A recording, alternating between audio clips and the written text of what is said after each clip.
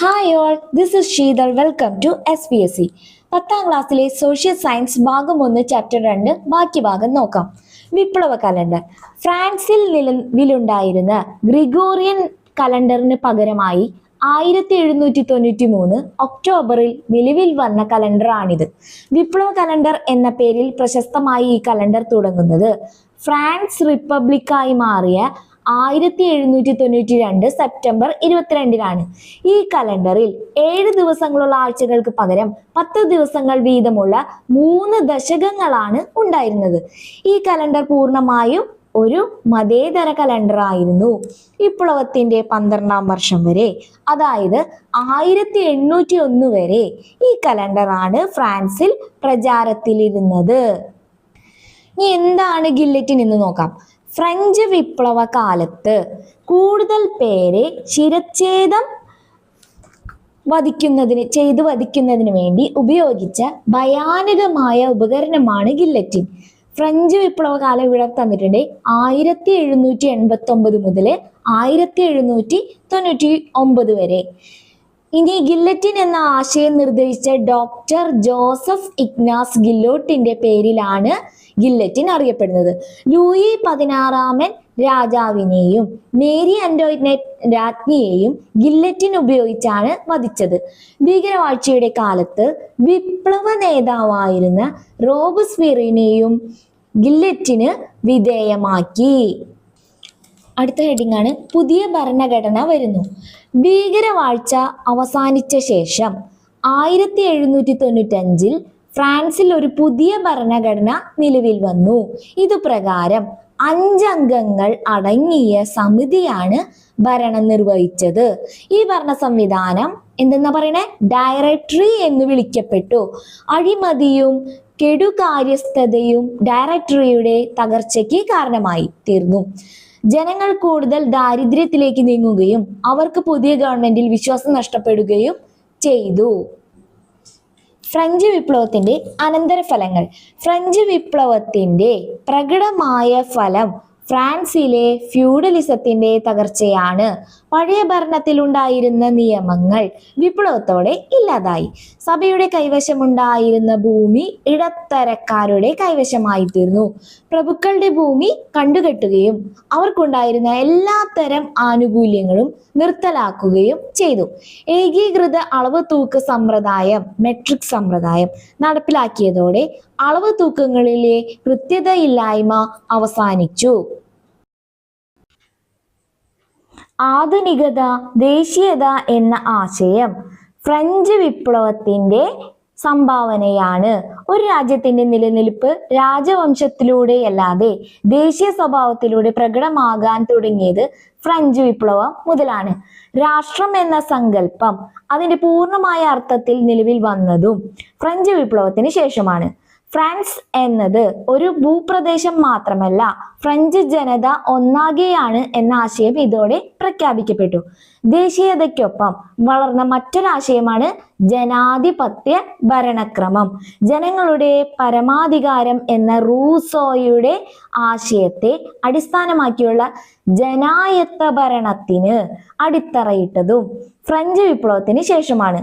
19-20 നൂറ്റാണ്ടുകളിൽ ഏഷ്യയിലെയും ആഫ്രിക്കയിലും നടന്ന ദേശീയ സ്വാതന്ത്ര്യത്തിനു വേണ്ടിയുള്ള സമരങ്ങളെയും ഫ്രഞ്ച് വിപ്ലവം സ്വാധീനിച്ചു. നെപ്പോളിയന്റെ ഒരു കോട്ട് തന്നിട്ടുണ്ട്. ഫ്രാൻസിന്റെ കിരീടം അഴുക്കുചാലിൽ കിടക്കുന്നത് ഞാൻ കണ്ടു, ഞാനത് വാളുകൊണ്ട് വൃത്തിയാക്കി എൻ്റെ തലയിൽ വെച്ചു. ഇങ്ങനെ പറഞ്ഞതാരാ? നെപ്പോളിയൻ. ഫ്രാൻസിൽ നിലനിന്നിരുന്ന ഡയറക്ടറിയെ പുറത്താക്കി അധികാരം പിടിച്ചെടുത്ത നെപ്പോളിയൻ ബോണപ്പാർട്ടിന്റെ വാക്കുകളാണിവ.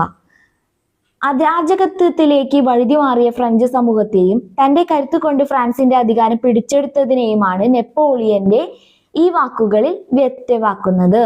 ഫ്രഞ്ച് സൈന്യത്തിലെ ബ്രിഗേഡിയർ ജനറലായിരുന്നു നെപ്പോളിയൻ. ഡയറക്ടറിക്കു പകരം 3 കോൺസൽമാർ അടങ്ങുന്ന ഒരു പുതിയ ഭരണ സംവിധാനം നെപ്പോളിയൻ സ്ഥാപിച്ചു. ഇതിന്റെ 1ാം കോൺസൽ നെപ്പോളിയൻ തന്നെയായിരുന്നു. താമസിയാതെ നെപ്പോളിയൻ ഫ്രാൻസിന്റെ ചക്രവർത്തിയായി സ്വയം അധികാരമേറ്റു. അദ്ദേഹം ഫ്രാൻസിൽ നടപ്പിലാക്കിയ ഭരണ പരിഷ്കാരങ്ങൾ താഴെ കൊടുത്തിട്ടുണ്ട്, അത് നോക്കാം. പരിഷ്കാരങ്ങൾ നോക്കാം. നിയമപരിഷ്കാരങ്ങൾ.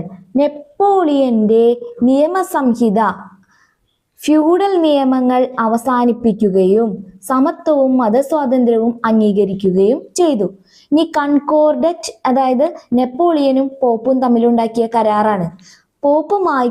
പോപ്പുമായി ഉണ്ടാക്കിയ കരാർ പ്രകാരം കത്തോലിക്ക സഭയുടെ പ്രവർത്തന സ്വാതന്ത്ര്യം പുനഃസ്ഥാപിച്ചു. മറ്റ് മതവിഭാഗങ്ങളിൽപ്പെട്ടവർക്ക് പ്രവർത്തന സ്വാതന്ത്ര്യം അനുവദിച്ചു. വിദ്യാഭ്യാസ പരിഷ്കാരങ്ങൾ. വിദ്യാഭ്യാസം സാർവത്രികമാക്കുന്നതിനുള്ള നടപടികൾ കൈക്കൊണ്ടു. ലിസേസ് എന്ന പേരിൽ സർക്കാർ നിയന്ത്രണത്തിലുള്ള വിദ്യാലയങ്ങൾ സ്ഥാപിച്ചു. ലിസേ എന്ന പേരിൽ സർക്കാർ നിയന്ത്രണത്തിലുള്ള വിദ്യാലയങ്ങൾ സ്ഥാപിച്ചു. സർക്കാർ സർവീസിലേക്കും സൈന്യത്തിലേക്കും ആവശ്യമുള്ള വിദ്യാസമ്പന്നരെ സൃഷ്ടിക്കുകയായിരുന്നു ഇതിന്റെ ലക്ഷ്യം. യൂണിവേഴ്സിറ്റി ഓഫ് ഫ്രാൻസ് എന്ന പേരിൽ ഒരു ദേശീയ സർവകലാശാല സമ്പ്രദായം ആരംഭിച്ചു.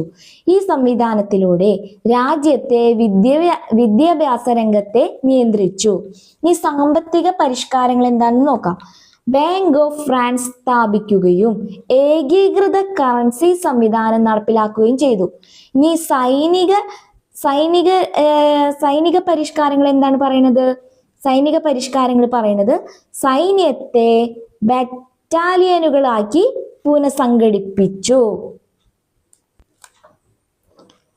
ഫ്രാൻസിന്റെ ശത്രുക്കളെ ഇല്ലാതാക്കുക എന്ന ലക്ഷ്യത്തോടെ നെപ്പോളിയൻ നിരവധി യുദ്ധങ്ങൾ നടത്തി. ഓസ്ട്രിയ, പ്രഷ്യ തുടങ്ങിയ രാജ്യങ്ങളെ അദ്ദേഹം യുദ്ധത്തിൽ പരാജയപ്പെടുത്തി. നെപ്പോളിയന്റെ മുഖ്യ ശത്രു ബ്രിട്ടനായിരുന്നു. മികച്ച ഒരു നാവിക ശക്തിയായ ബ്രിട്ടനെ നേരിട്ട് കീഴടക്കാൻ സാധ്യമല്ല എന്നറിയാമായിരുന്ന നെപ്പോളിയൻ ബ്രിട്ടനെ സാമ്പത്തികമായി തകർക്കാനുള്ള പദ്ധതികളാണ് ആവിഷ്കരിച്ചത്. ഇതിനായി ആവിഷ്കരിച്ച പദ്ധതിയായിരുന്നു കോണ്ടിനെന്റൽ വ്യവസ്ഥ. ഇത് പ്രകാരം ഫ്രാൻസിന്റെ അധീനതയിലുള്ളതോ ഫ്രാൻസിനെ സൗഹൃദത്തിലുള്ളതോ ആയ രാജ്യങ്ങളെ ബ്രിട്ടനുമായുള്ള വ്യാപാരത്തിൽ നിന്ന് വിലക്കി. ഇതിൽ പൂർണ്ണ വിജയം കൈവരിക്കാൻ നെപ്പോളിയന് കഴിഞ്ഞില്ല. മാത്രമല്ല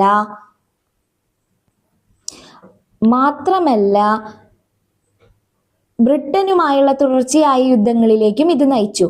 1815 നടന്ന വാട്ടർലൂ യുദ്ധത്തിൽ ബ്രിട്ടൻ നെപ്പോളിയനുമേൽ അന്തിമ വിജയം നേടി. ഇവിടെ ഒരു ഭൂപടം തന്നിട്ടുണ്ട്. അതിലെ ഫ്രഞ്ച് സാമ്രാജ്യവും നെപ്പോളിയന്റെ അധീനതയിൽ ഉണ്ടായിരുന്ന രാഷ്ട്രങ്ങളും നെപ്പോളിയനുമായി സഖ്യം ചെയ്ത രാഷ്ട്രങ്ങളൊക്കെ കൊടുത്തിട്ടുണ്ട്. അതൊന്ന് നോക്കണേ. ഇനി അടുത്ത ഹെഡിങ് ആണ് യൂറോപ്പിന്റെ ഭൂപടം മാറ്റിവരയ്ക്കപ്പെടുന്നു. നെപ്പോളിയന്റെ പരാജയത്തിനു ശേഷം യൂറോപ്പിലെ രാജ്യങ്ങൾ 1815 ഓസ്ട്രിയയിലെ വിയന്നയിൽ യോഗം ചേർന്ന് ചില സുപ്രധാന തീരുമാനങ്ങൾ കൈക്കൊണ്ടു. ഇത് വിയന്ന സമ്മേളനം എന്നറിയപ്പെടുന്നു.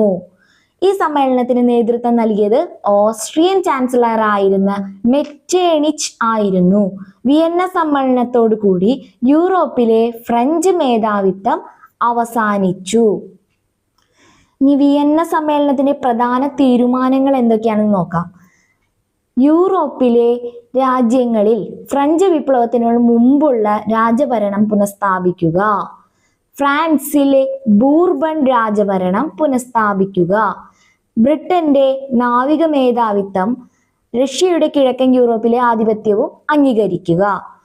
മധ്യ യൂറോപ്പിൽ ഓസ്ട്രിയയുടെ മേധാവിത്വം അംഗീകരിക്കുക എന്നിവയ്ക്കായിരുന്നു. സ്വാതന്ത്ര്യത്തിന്റെ മരം. അമേരിക്കൻ സ്വാതന്ത്ര്യ സമരത്തിലെ ഒരു ആലങ്കാരിക പ്രയോഗമായിരുന്നു സ്വാതന്ത്ര്യത്തിന്റെ മരം എന്നത്. ഫ്രാൻസിൽ ഇത് അക്ഷരാർത്ഥത്തിൽ പ്രായോഗികമായി.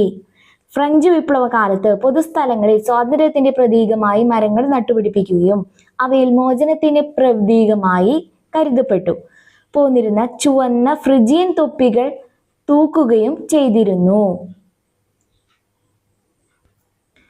ബ്രിട്ടീഷുകാരുമായി നിരന്തരം സംഘർഷങ്ങളിൽ ഏർപ്പെട്ടിരുന്ന മൈസൂർ ഭരണാധികാരിയായിരുന്നു ടിപ്പു സുൽത്താൻ. തലസ്ഥാനമായ ശ്രീരംഗപട്ടണത്ത് അദ്ദേഹം സ്വാതന്ത്ര്യത്തിന് മരം നട്ടു.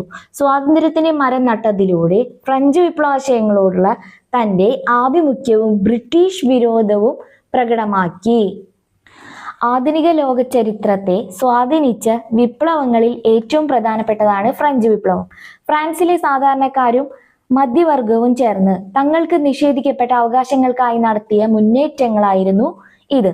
ഫ്രഞ്ച് വിപ്ലവം മുന്നോട്ട് വെച്ച ആശയങ്ങൾ പിൽക്കാല ലോകത്തെ മുഴുവൻ സ്വാധീനിക്കുകയുണ്ടായി. അങ്ങനെ രണ്ടാമത്തെ ചാപ്റ്റർ നമ്മൾ പൂർത്തിയാക്കിയിട്ടുണ്ട്. ഈ വീഡിയോസ് നിങ്ങൾക്ക് ഉപകാരപ്പെടുകയാണെങ്കിൽ please subscribe our channel. Thank